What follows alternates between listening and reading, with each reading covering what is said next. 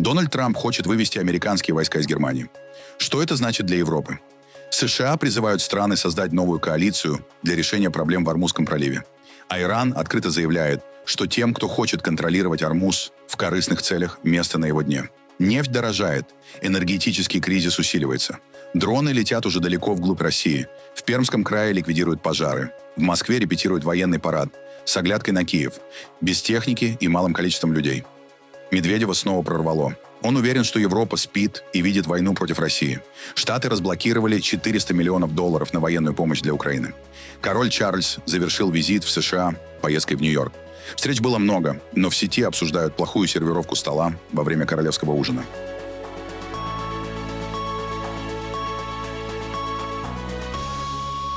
Дональд Трамп заявил, что администрация США рассматривает возможность сокращения американского военного контингента в Германии. Соединенные Штаты изучают и рассматривают возможность сокращения численности войск в Германии. Решение по этому вопросу будет принято в ближайшее время. Благодарю за внимание к этому вопросу. Президент Дональд Джей Трамп. Военный министр США Пит Хексет уже фактически взял под козырек, перепостил это сообщение Трампа.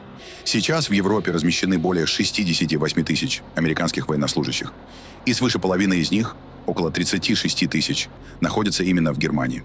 Это значительно меньше, чем во времена Холодной войны, но страна остается ключевым логистическим и военным узлом США на континенте. Заявление прозвучало на фоне нового витка напряженности между Вашингтоном и Берлином. Трамп критикует Германию и других союзников по НАТО за отказ активно участвовать в операции против Ирана и за недостаточные расходы на оборону. Ранее канцлер Фридрих Мерц заявил, что не видит у США четкой стратегии в этом конфликте. В ответ Трамп резко раскритиковал его позицию. У американцев явно нет стратегии, а проблема подобных конфликтов всегда в том, что нужно не только войти, но и суметь затем выйти. Мы слишком болезненно видели это в Афганистане на протяжении 20 лет. Мы видели это в Ираке. Поэтому вся эта история, как я уже сказал, мягко говоря, плохо продумана. Канцлер Германии Фридрих Мерц считает, что Ирану можно иметь ядерное оружие. Он не знает, о чем говорит. Если у Ирана будет ядерное оружие, весь мир окажется в заложниках. Я сейчас делаю с Ираном то, что другие страны или президенты должны были сделать уже давно.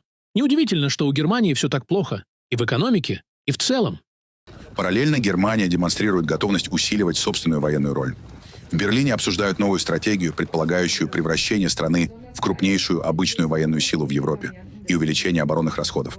Несмотря на политические разногласия, военные и дипломатические контакты между США и Германией продолжаются. Канцлер Германии Фридрих Мерц подчеркнул важность трансатлантического партнерства всего через несколько часов заявления Трампа, что он рассматривает возможность сокращения численности американских войск в Германии. То, что Бундесвер достигает здесь, в Мюнстере, не только впечатляет, но и представляет собой важный и незаменимый вклад в сильный, единый НАТО. Мы выполняем эту работу здесь, а также на других стратегически важных объектах в Германии, бок о бок с Соединенными Штатами Америки, бок о бок с нашими союзниками по НАТО. И это хороший знак, что еще вчера командующий силами США в Европе и Африке был здесь, в Мюнстере, и также внимательно следит за этими учениями, поскольку мы выполняем эту работу плечом к плечу ради нашей общей выгоды и укрепления трансатлантических связей. Как вы знаете, это трансатлантическое партнерство нам особенно дорого, и мне лично. В этой связи еще раз благодарю вас и желаю военнослужащим Бундесвера всяческих успехов в их усилиях по обеспечению безопасности и свободы нашей страны. Эксперты отмечают, присутствие американских войск в Европе важно не только для союзников, но и для глобальных операций самих США. С идеей Трампа сократить численность войск в Германии не согласны также многие республиканцы. Вот мнение отставного бригадного генерала, конгрессмена Дона Бейкона. Продолжающиеся атаки на союзников по НАТО контрпродуктивны. Эти высказывания наносят вред американцам. Я командовал крупной авиабазой «Рамштайн» в Германии. 2 больших аэродрома в Германии обеспечивают нам отличный доступ сразу к 3 континентам. Мы сами себе стреляем в ногу. Тем не менее, сама дискуссия о возможном сокращении контингента показывает, внутри НАТО усиливаются разногласия, и прежняя модель безопасности начинает пересматриваться. Администрация Дональда Трампа предлагает союзникам создать новую международную коалицию для обеспечения прохода судов через Ормузский пролив. Телеграмму Госдепартамента направили в американские посольства. Дипломатам поручено убедить иностранные правительства присоединиться к проекту. Коалиция должна заниматься обменом информацией, координацией дипломатических усилий и контролем за соблюдением санкций. При этом формально речь не идет о военном альянсе. Однако странам предлагают определить формат участия в качестве дипломатического или военного партнера. Отдельно уточняется, новая структура должна дополнять уже существующие инициативы морской безопасности, включая операции под руководством Великобритании и Франции. Одновременно Дональд Трамп сообщил своим ближайшим советникам, что хочет продолжения военно-морской блокады иранских портов, сообщили источники, знакомые с обсуждениями. Его команда уже начала прорабатывать меры для такого продления, включая более длительное закрытие Ормузского пролива, сообщает CNN. А тем временем верховный лидер Ирана Моджтаба Хаминеи заявил, что иностранным силам не место в Персидском заливе, кроме как в его глубинах, на фоне противостояния с США, говорится в сообщении, распространенном государственными СМИ. Однако спустя более чем 7 недель после избрания новым верховным лидером, Хаминеи-младший так и не появился на публике лично. По воле Аллаха, светлое будущее региона Персидского залива будет будущим без Америки, служащим прогрессу, благополучию и процветанию его народов. Мы связаны общей судьбой с нашими соседями в водах Персидского залива и Оманского залива и иностранным силам, которые с расстояния в 1000 километров вмешиваются из корыстных побуждений и с подрывными целями, там не место, кроме как на дне этих вод. Исламский Иран в благодарность за божественное дарование контроля над Ормузским проливом обеспечит безопасность региона Персидского залива и устранит условия для эксплуатации со стороны враждебных противников. Правовые рамки и новое управление Ормузским проливом принесут мир и развитие всем странам региона, а его экономические выгоды принесут радость сердцам людей. В Иране отмечают День Персидского залива. Праздник в честь победы над португальцами в 1622 году и возвращения контроля над Ормузским проливом. В этом году торжества проходят на фоне конфликта с США и приобретают политический характер. Власти подчеркивают историческое право Ирана на ключевой морской маршрут, который сегодня остается фактически закрытым. В рамках мероприятия у побережья прошел парад малых военных катеров. Руководство страны заявляет, что Персидский залив всегда будет принадлежать Ирану. Любые попытки установить военно-морскую блокаду и ввести ограничения противоречат международному праву, идут вразрез с интересами стран региона, а также с глобальным миром и стабильностью, и обречены на провал. А тем временем Дональд Трамп в своей социальной сети Truth Social опубликовал новый пост, в котором Ормузский пролив назван проливом Трампа.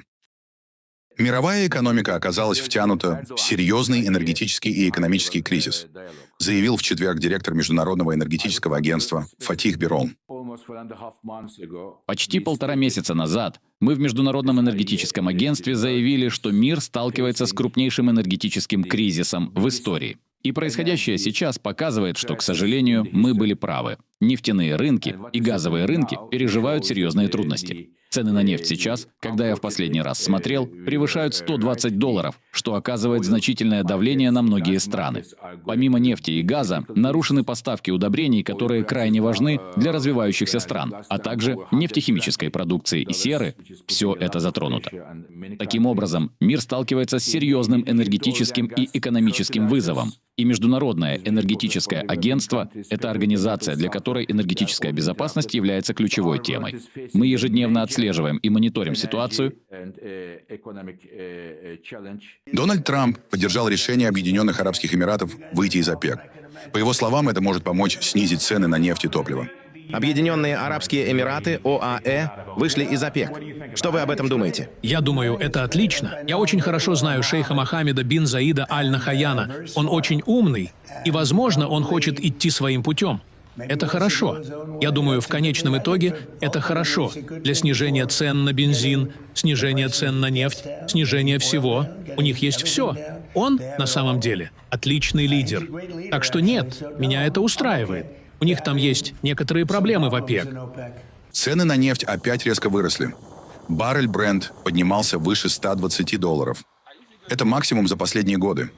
Причина – новая напряженность вокруг Ирана. Появились сообщения, что США рассматривают военные действия, потому что переговоры зашли в тупик. Рынок сразу отреагировал. Инвесторы боятся, что поставки нефти сократятся еще сильнее. Главная проблема – Ормузский пролив. Через него проходит большая часть нефти из региона. Сейчас движение там фактически ограничено. Иран перекрыл маршрут, США ввели блокаду. Переговоры не продвигаются. США требуют обсуждать ядерную программу, Иран снять ограничения и компенсировать ущерб. На этом фоне растет риск, что кризис затянется. В Вашингтоне уже обсуждают сценарий, при котором ограничения на поставки могут длиться месяцами. Есть еще один фактор – разногласия среди нефтяных стран. Но сейчас это вторично.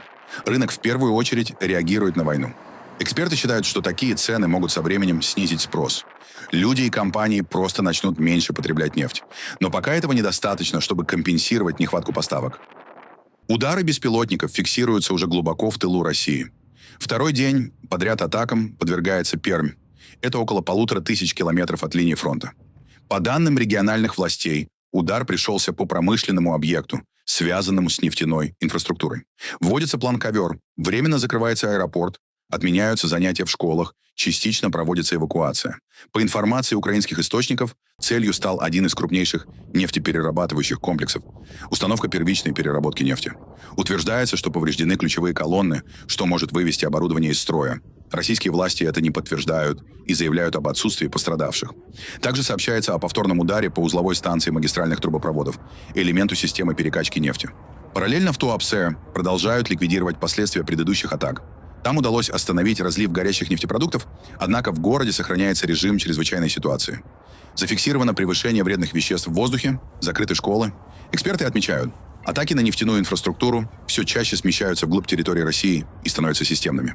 Это уже влияет не только на военную логистику, но и на гражданскую инфраструктуру и экономику. В Москве прошла первая репетиция парада к 9 мая на Красной площади. В этом году мероприятие пройдет в сокращенном формате, без традиционного показа военной техники. Российские власти объясняют это усиленной угрозой атак беспилотников. Парад приурочен к 81-й годовщине победы над нацистской Германией во Второй мировой войне.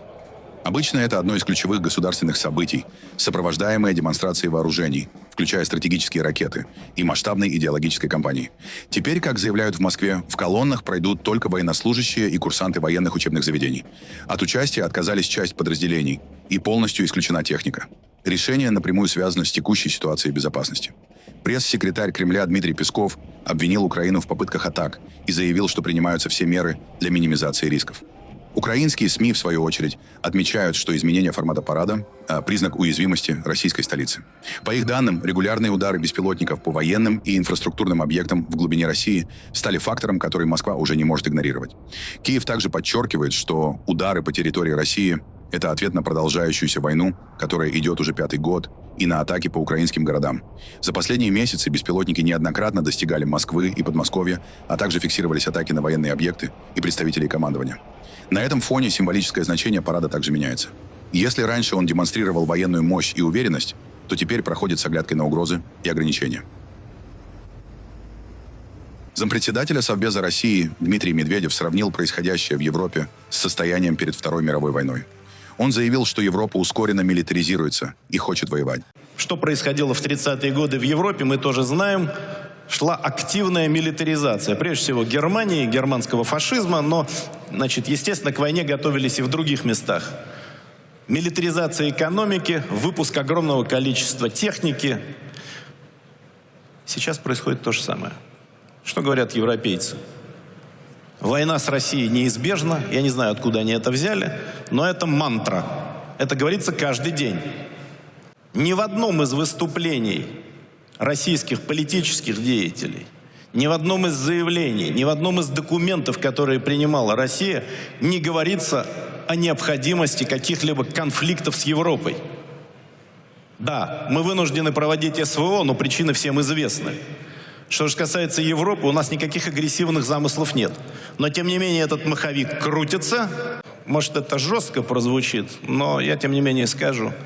Наш конфликт с западным миром сегодня носит экзистенциальный характер. То есть это вопрос существования.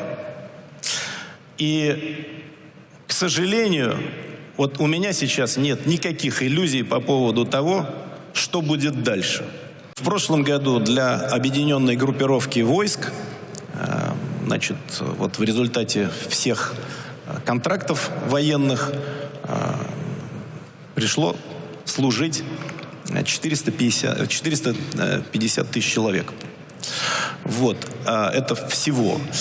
А в этом году, значит, уже на сегодняшнюю дату, вот я посмотрел как раз вчера, эту цифру назову, 127 тысяч наших граждан, наших ребят и девушек заключили контракт о прохождении военной службы. Америка наш такой основной геополитический соперник.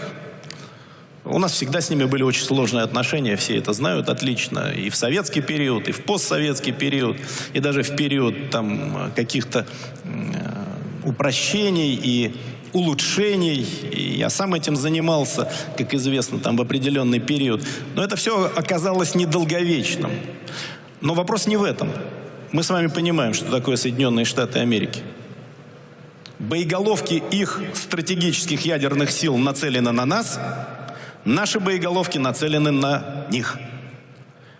Это как бы определяет то, значит, вокруг чего строятся взаимоотношения. Тем не менее, даже несмотря на это, американцы более прагматичные люди, чем современная политика европейцев, чем подходы современных вот этих вот ЕСовских дегенератов. Они смотрят на наши взаимоотношения под прагматическим углом. Это в известном смысле нас,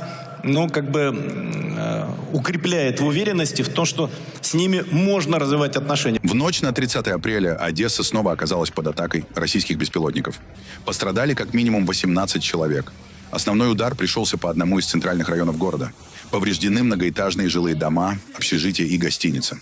Огонь охватил крыши и квартиры. Спасатели работали всю ночь. Тушили возгорание, эвакуировали людей, разбирали завалы. На кадрах с места выгоревшие комнаты, разрушенные стены, выбитые окна. В некоторых зданиях повреждения настолько серьезные, что жильцы остались без квартир. По данным спасательных служб, число пострадавших может увеличиться. Это уже вторая атака на Одессу за неделю. Министр обороны США Пит Хексет заявил о разблокировании $400 миллионов помощи Украине. По его словам, средства уже высвобождены и готовы к использованию, однако пока не закреплены за конкретными контрактами. Речь идет о финансировании в рамках программ по укреплению европейской безопасности. Как уточнили в Пентагоне, дальнейшее распределение будет зависеть от того, какие именно закупки согласует украинская сторона совместно с американским военным командованием в Европе. Заявление прозвучало на слушаниях в Конгрессе на фоне резкой критики со стороны сенатора Митча МакКоннелла.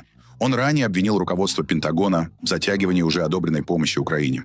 Особенно жесткие претензии прозвучали в адрес заместителя министра обороны по политическим вопросам Элбриджа Колби. По словам МакКоннелла, именно его позиция могла привести к приостановке части поставок и исключению отдельных расходов на поддержку Украины и союзников по НАТО из бюджета на 2026 год. В Конгрессе подчеркивают, задержки с финансированием напрямую влияют на обороноспособность Украины, особенно на фоне продолжающейся войны. При этом в самом Пентагоне стараются не называть точные сроки поступления средств в виде конкретных поставок, указывая на необходимость согласования контрактов и логистики. Перед отъездом из США король Чарльз III и королева Камила приняли участие в гала-вечере King's Trust в Нью-Йорке. Мероприятие стало частью их государственного визита в США и было посвящено 50-летию благотворительного фонда, созданного королем для поддержки молодежи. На вечере присутствовали представители мировой индустрии моды и шоу-бизнеса, а также крупные доноры и общественные деятели. Среди гостей известные редакторы, дизайнеры и музыканты, активно поддерживающие проекты фонда, в том числе Анна Винтур, Донателло Версаче и Лайонел Ричи. Дамы и господа, я глубоко признателен Лайонеллу Ричи за его невероятно теплые слова, и я не решаюсь выступать с еще одной речью.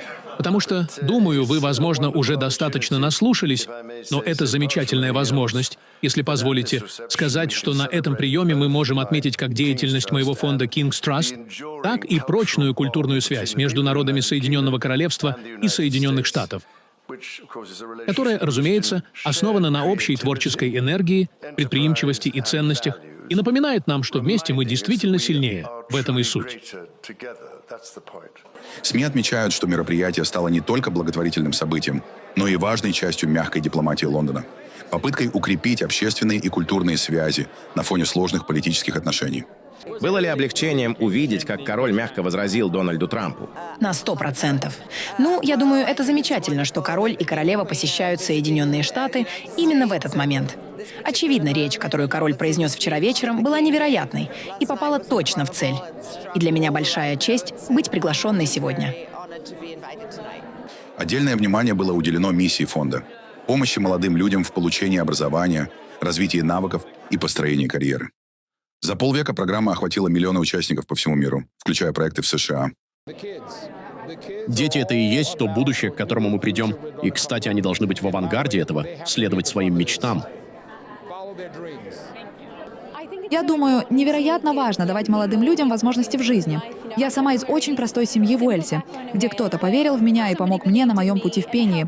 И я действительно считаю, я также была учителем, поэтому понимаю, насколько важно поддерживать талантливых молодых людей и давать им шанс, и именно этим занимается King's Trust. Я преданная сторонница короля. Я познакомилась с ним. Мы участвуем в ряде благотворительных проектов. Он является патроном благотворительной организации вооруженных сил, в которой я тоже участвую. Я встречалась с ним несколько раз за эти годы. Я очень ценю его приверженность благотворительности и то, как он себя ей посвящает. Я его большая поклонница. Замечательно видеть, если подумать о последних 50 годах, я имею в виду, король Карл внес огромный вклад в экономику Великобритании и помог стольким людям осуществить свои мечты, о которых они даже не думали, что смогут, потому что у них не было доступа, инструментов, навыков, наставничества или финансирования. Так что это действительно мощная, невероятная работа. Мэр Нью-Йорка Захран Мамдани на фоне приезда короля Чарльза в США выступил с неожиданным заявлением. Он призвал вернуть Индии знаменитый бриллиант Кохинур, один из самых известных символов британского колониального наследия. Знаете, если бы у меня была возможность поговорить с королем отдельно от этого, я, вероятно, призвал бы его вернуть алмаз Кохинур. Позже политик и монарх пересеклись на памятной церемонии, посвященной жертвам терактов 11 сентября, однако обсуждалась ли эта тема, неизвестно. Бриллиант Кохинур имеет долгую историю. В течение нескольких веков он украшал тюрбан раджей из династии государства Малвы. Этот драгоценный камень весом более 100 карат был передан британской короне в середине XIX века после аннексии Пенджаба. С тех пор Индия неоднократно требовала его возвращения, считая это вопросом исторической справедливости. Ну и еще одно впечатление от визита Его Величества Чарльза III и королевы Камиллы в США. Невиданно ужасная с точки зрения европейцев сервировка на торжественном ужине в честь короля. Специалисты по этикету в соцсетях вовсю обсуждают ошибки, которые, по их мнению, не допустят официанты даже в привокзальной забегаловке. Серебряные приборы с позолотой спрятаны под край тарелок, бокалы расставлены как попало, тарелки свисают с края стола, а скатерть плохо застелена, и у нее некрасивые края. В общем, не по-королевски это все как-то. Я раньше работал в ресторане высокого класса, в Германии, если это имеет значение, и, увидев эту сервировку стола, я прямо вздрогнул. Меня бы там разнесли за такой беспорядок. Ха-ха. Возможно, ему удалось купить президентство, но сколько бы он ни пытался, а он определенно пытается уже десятилетиями, ему никогда не удастся купить настоящий класс. Это вообще не имеет отношения к классу. В наших ресторанах в Австралии никогда бы так не расставили бокалы. Просто посмотрите в фильмах «Красотка», чтобы увидеть правила поведения за столом. Вы отлично суммировали, почему нам нужен этот бальный зал. Также поражает, насколько европейцы зациклены на классе и утонченности, при этом высмеивая американцев, которые принимали короля с максимальным уважением, несмотря на разногласия. Похоже, у американцев больше настоящего класса, чем у всех вас вместе взятых. Как наличие бального зала изменит тот факт, что вы всего лишь простолюдины, ничего не понимающие в утонченности?